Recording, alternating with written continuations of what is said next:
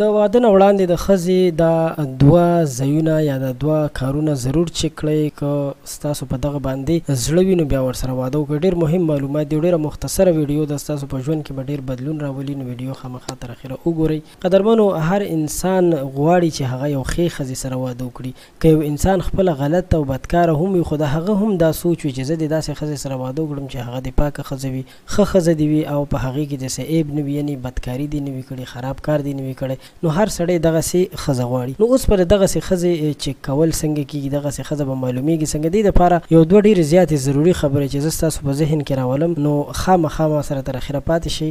دوستانو، د ټولو نه اول خبره چې کومه ده هغه دا ده چې کله هم یو څوک غواړي چې یو جینۍ سره واده وکړي، نو د جرګې نه وړاندې، یعنې په هغې باندې جرګې نه وړاندې دی د هغې په ګاونډ کې معلومات وکړي. دا ډېره مهمه خبره ده. که په یو کلي کې څوک ښځه کوي، نو په کار ده چې د هغې په ګاونډ کې معلومات وکړي، د داسې خلکو نه معلومات وکړي چې دغه جینۍ ته هم پته ونه لګي، دغه کورنۍ ته هم پته ونه لګي، او معلومات وکړي چې د دې جینۍ کردار څنګه دی، انداز یې څنګه دی، کرکټر یې څنګه دی، او نور د دې څه خوبیانې یا خامیانې معلومې کړي. نو دا ډېره ښه خبره ده چې د دې هر څه په باره کې پوښتنه وکړی شي. نو په کار ده چې اول دا وکړی شي، که دغه ښځه ښه وي، نو بیا د دویمه خبره دا وکړی شي چې د هغې د دیندارۍ د ضرور معلومات وکړي شي. یعنې کله چې رشته دپاره دوی څوک ورولېږي یا جرګه وکړي، نو هلته دې هغه معلومه کړي چې دې کې څومره دینداري ده. ځکه چې نن سبا د موبایل دور دی او هرې جینۍ ځان له موبایل ساتلی دی، ټیک ټاک یې جوړوي، بېهوده کارونه کوي، او یا موبایل باندې فیسبوک استعمالوي، د شپې تر ناوخته پورې پردو هلکانو سره ګپونه لګوي. نو که یو ښځه د الله د لارې نه خبره وي، هغه به هېڅکله هم دا کارونه نه کوي. خو که یو ښځه د الله د لارې نه خبره نه وي او